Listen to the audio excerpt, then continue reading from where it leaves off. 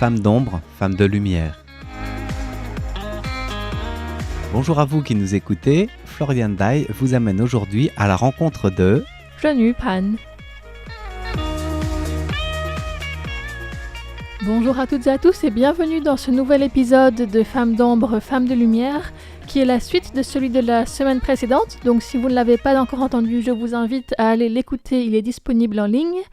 Nous parlons aujourd'hui avec Zhenyu Pan, qui travaille à l'Institut d'ethnologie de l'Academia Sinica, mais qui avait aussi été membre de la Commission pour la justice transitionnelle. La semaine dernière, elle nous avait parlé de ses études sur le traumatisme, et en particulier sur l'inceste, puisque c'était son sujet de doctorat en France, mais aussi comment ces traumatismes ont une dimension collective et sociale. Dans l'épisode d'aujourd'hui, nous allons surtout parler de traumatismes historiques, de traumatismes liés à la terreur blanche, à la violence politique aussi beaucoup plus récente, et aux séquelles que laissent les traumas qui restent encore vivantes dans la société taïwanaise aujourd'hui.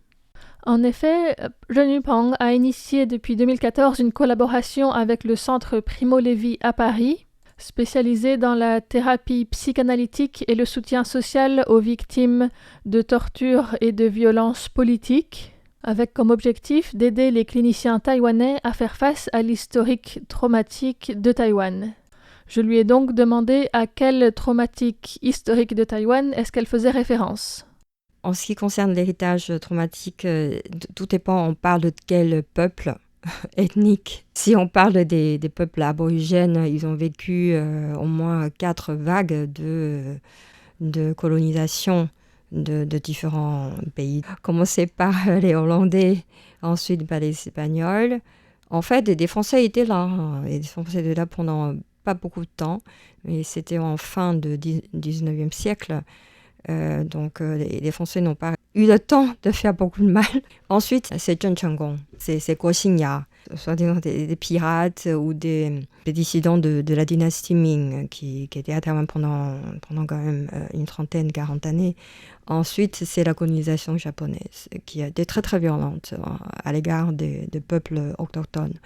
Donc à Taïwan, c'est quand même, on est un pays avec beaucoup de groupes ethniques qui sont arrivés de différentes périodes dans l'histoire. Donc, quand il y a un gouvernement qui essaie ou une force politique qui essaie de s'installer sur l'île, forcément, il va rencontrer la résistance, partiellement ou sur l'île tout entière. Donc, quand il y a une confrontation entre le régime et le peuple, il y a des violences politiques dont du coup, le traumatisme politique. Donc, à Taïwan, il y a plusieurs couches, on peut dire, de violence politique, donc du traumatisme politique de différentes périodes.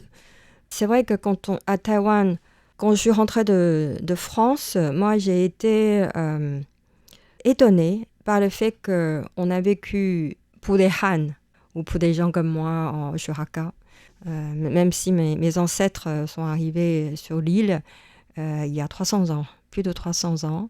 Et ça veut dire qu'il y a 300 ans, c'est très probable que mes ancêtres étaient les agresseurs qui ont volé le terrain à des aborigènes et peut-être de les forcer à travailler. Je ne sais pas, je connais très très mal. En fait, nous connaissons très très mal toutes ces histoires en détail puisqu'on n'en parlait pas. On n'en parle pas. On commence à faire des recherches sur le traumatisme historique que les différents peuples autochtones ont subi, mais on commence seulement à en parler. Donc je pense que pour la majorité des Taïwanais qui sont Han, ils ignorent encore ou ils nient encore aujourd'hui qu'on est des agresseurs pendant très longtemps, avant l'arrivée du japonais et même avant l'arrivée du gouvernement de KMT, de Chiang Kai-shek. Oui, effectivement, quand on pense à ça, j'avais en tête surtout la terreur blanche et la colonisation japonaise, mais c'est vrai qu'il y a un autre passé bien plus long avant aussi. Oui. Et c'est sûr que du coup, ça fait un double statut à la fois d'agresseur à une certaine période et puis de victime d'autres peuples venus après à une autre période. C'est beaucoup de choses dont on parle très peu. Oui, on parle très peu et c'est difficile quand on est victime déjà pour les victimes d'en parler, de se reconnaître victime, c'est déjà très très difficile. Mais se reconnaître comme agresseur, c'est encore plus difficile. Je crois que c'est universel, c'est humain en quelque sorte. Donc c'est vrai que puisque maintenant on est tous des héritiers de Republic of China, ROC, donc on est sous la constitution de ROC, on essaie de garder notre souveraineté. Donc maintenant le président Tsai Ing-wen a renommé la République de Chine comme République de Chine Taïwan. Donc du coup, quand le gouvernement voudrait essayer de réparer le traumatisme historique laissé par la violence politique, on ne peut que commencer par le mal que notre gouvernement a effectué contre le peuple. Mais en fait, pendant la Terreur blanche, ou commencer par le massacre de 28 février, c'était décrit par le gouvernement avant comme si c'était des conflits ethniques entre les soi-disant Taïwanais de souche, les Penshengren et les Waishengren, qui sont arrivés plus tard en fait avec le Kuomintang à Taïwan. Oui. Souvent on décrit comme si c'était conflit entre ces deux populations-là. Mais pour moi, c'était une image faussée que le gouvernement de l'époque a fait exprès de donner, de créer cette version historique-là, précisément, donc du coup, pour séparer une possible solidarité entre les Waishengren et les Penshengren. Mais si on voit de très très près, on voit que parmi les victimes de la Terreur blanche, il y a au moins 45% étaient des Waishengren. Pourtant, dans les années 50, les Waishengren représentaient seulement entre 10 à 12% de la population. Donc ça veut dire que, proportionnellement parlant, il y a beaucoup plus de Waishengren qui ont subi la violence politique que des Penshengren.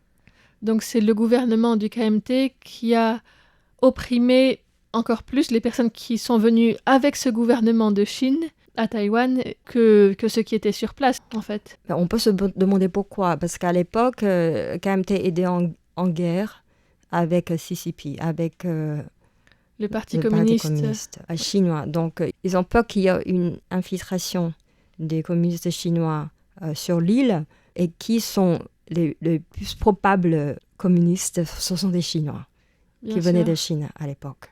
C'est pour ça qu'il y a en fait un regard très très méfiant envers leur propre peuple. Je dis ça, c'est parce qu'il y a beaucoup de cas de terreur blanche au sein de l'armée, ou même au sein des agents secrets. Bien sûr, la répression a été très très violente et contre les Waishengren et Penshengren, et aussi des aborigènes.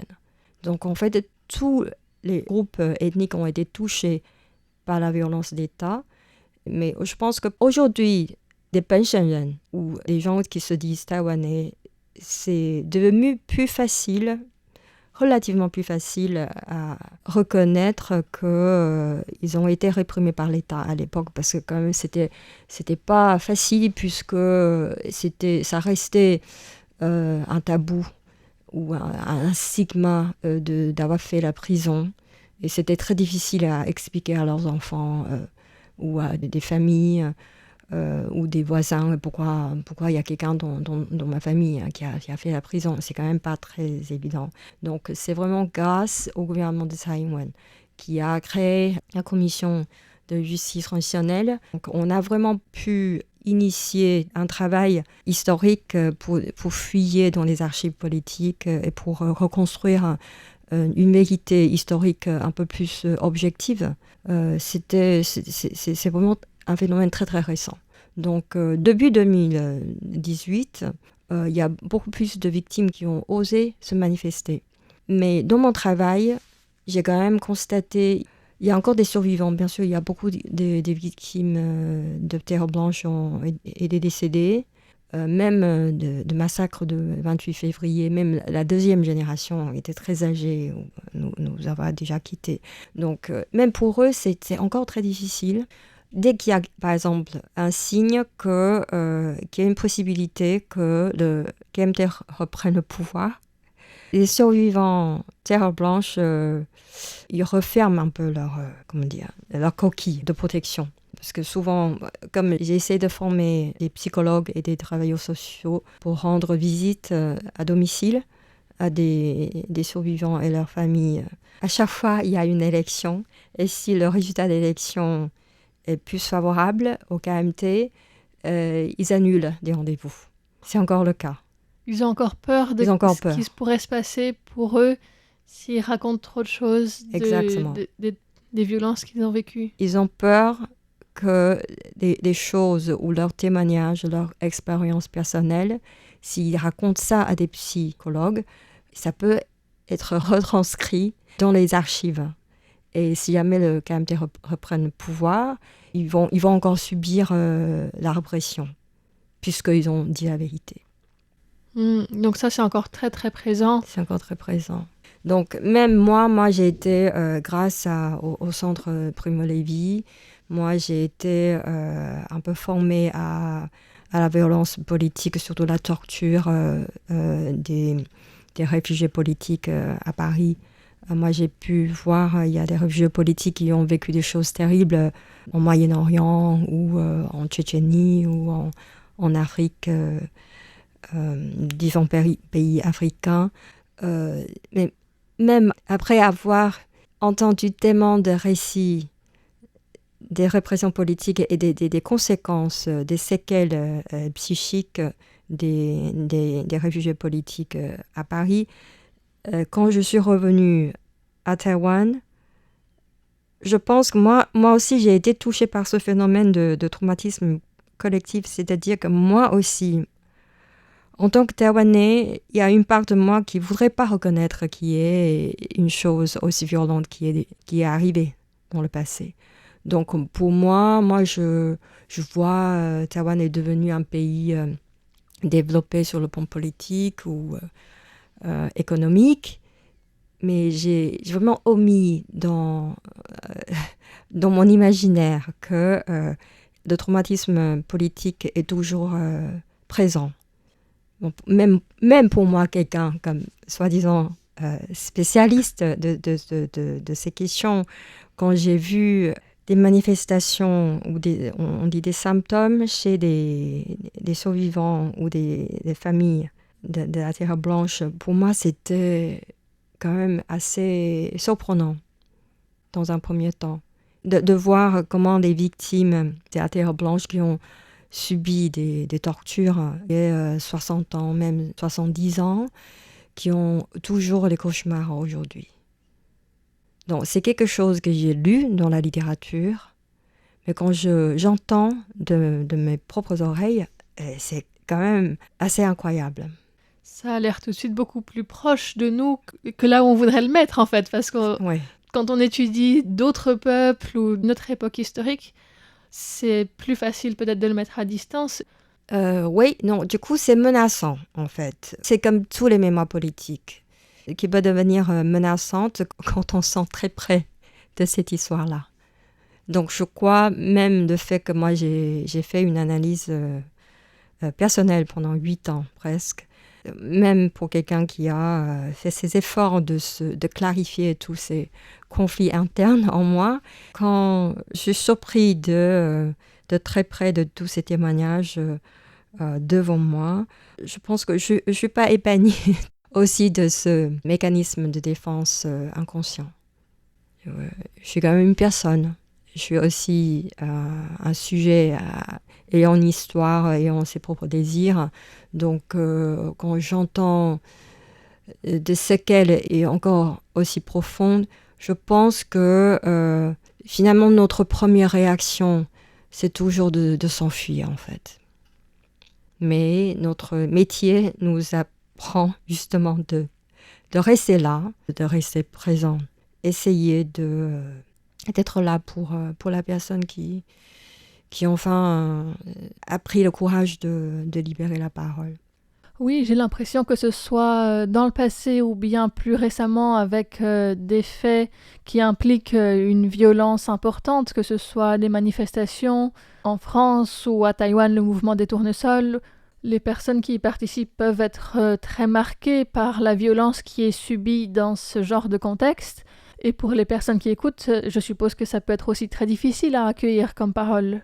Oui, c'est effectivement, moi j'ai fait des entretiens à des participants du mouvement du tournesol après la nuit de Xinzhenyuan. Après surtout, il y avait une nuit qui est particulièrement sanglante.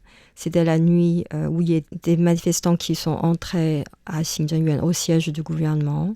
C'était le 23 mars 2014.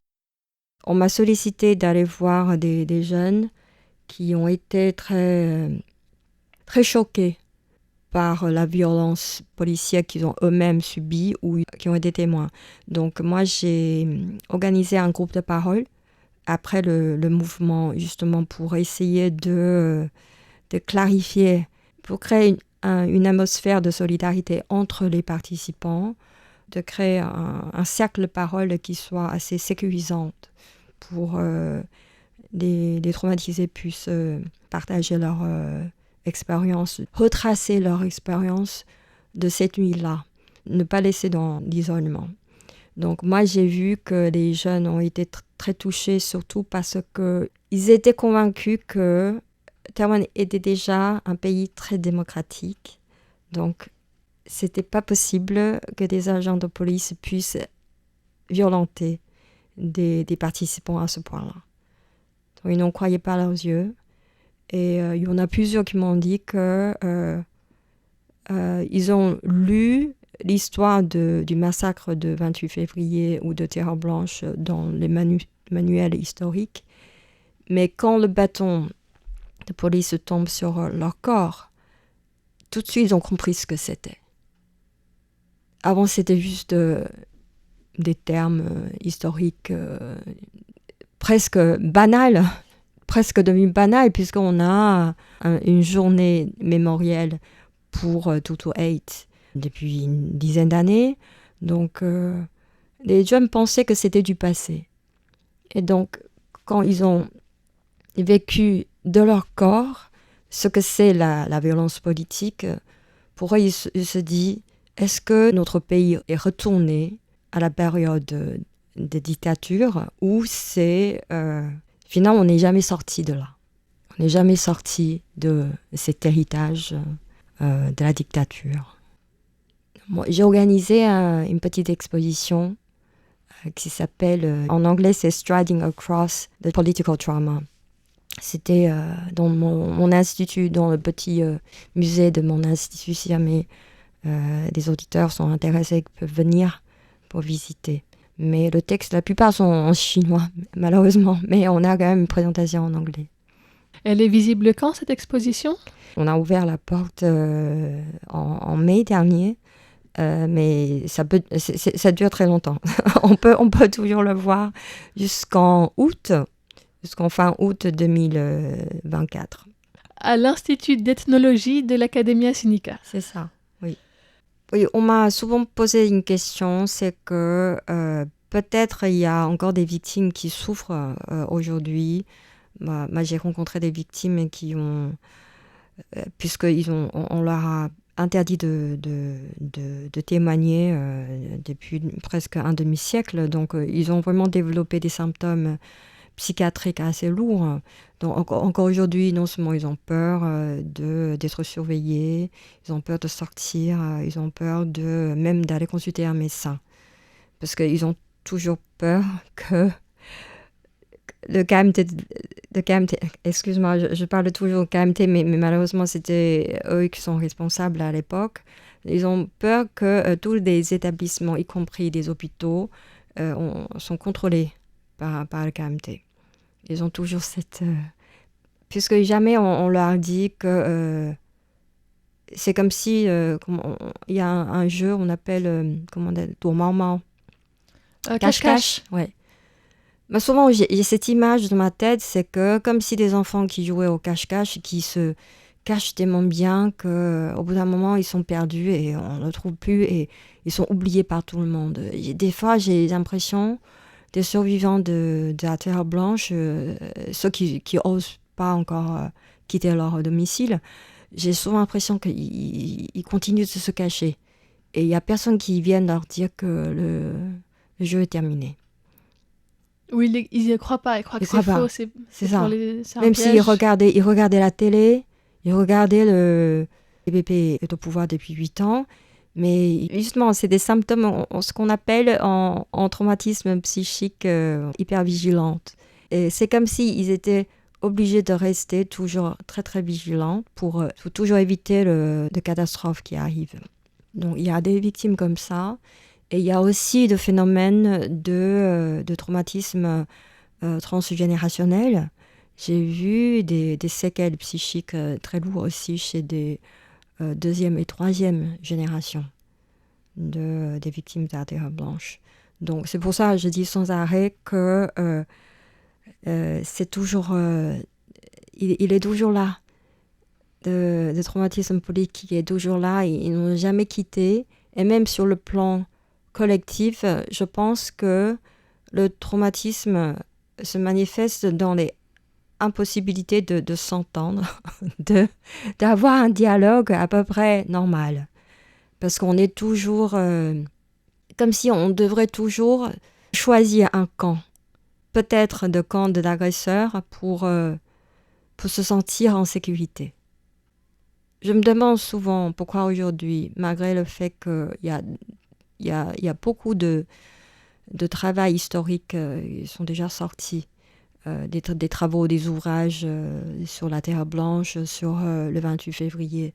Il y a beaucoup d'ouvrages, on peut trouver partout, mais ils sont lus, mais ils sont lus de manière un peu, de survol parfois, comme si on se cache les yeux aussi. Hein.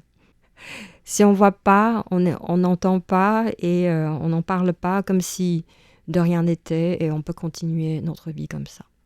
Alors du coup, j'ai une dernière question qui est peut-être la plus difficile d'ailleurs. Face à tout ça, qu'est-ce qu'on peut faire ? Qu'est-ce qu'on peut faire ?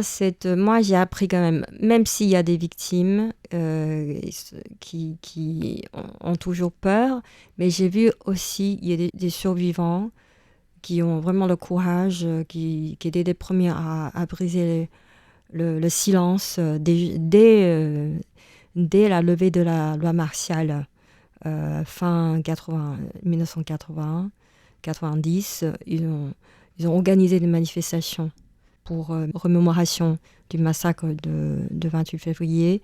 Et aussi, ils ont écrit eux-mêmes des autobiographies. Il y en a plusieurs comme ça. Et eux, une fois, j'ai rencontré un vieux monsieur que je respecte beaucoup. Je dis, mais comment vous avez eu le courage ? Vous n'avez pas peur d'être arrêté encore ? Et il me dit, puisque j'ai déjà fait une 30aine d'années de prison, maintenant je suis un vieillard, si j'en parle pas, ça sera trop tard. Donc, je suis déjà vieux et s'il m'arrête, je vais mourir dans la prison. Mais il faut que les gens sachent. Donc moi, il y a une espèce finalement, on ne sait pas qui porte la cure. C'est eux des fois que c'est eux qui m'encouragent le plus. Donc moi, je vois que aussi chaque année, on organise un festin. On appelle le Chumpanjo, c'est un festin, on appelle ça Human Rights, mais en fait, c'est juste un repas qui est organisé par les jeunes aussi de la famille de la Terre Blanche. On organise ce festin avec les SDF, puisqu'il y a beaucoup de victimes en sortant de prison. Ils n'ont pas pu trouver de travail ni de logement, puisque le gouvernement les surveillait. Aussi des agents de police ou des agents secrets pouvaient aller menacer leur patron. Donc ils ont vraiment du mal à refaire leur vie après la prison. Donc il y en a beaucoup qui sont devenus SDF. Donc finalement, c'est beaucoup plus difficile pour eux d'en parler que de partager leur expérience en prison, parce que c'est encore plus honteux finalement. Le fait qu'ils se couchaient dans la rue, qu'ils fuyaient derrière un restaurant, ils fuyaient dans la poubelle en fait pour chercher à manger. Donc c'est une expérience assez honteuse pour eux. Ce qui est encourageant, c'est qu'il y a beaucoup de jeunes qui ont de vingtaine, quand ils ont entendu ce récit-là, non seulement ils n'ont pas trouvé ça du tout honteux, ils disent que mais dans ce cas-là, on peut organiser quelque chose avec Steph, on peut refaire le lien, on peut créer encore une solidarité plus forte pour dire que l'importance de reparler de cette histoire-là, c'est pas pour se venger finalement, c'est pour dire qu'il faut enlever toutes les étiquettes des stigmas sociaux que les gens ont subis encore aujourd'hui.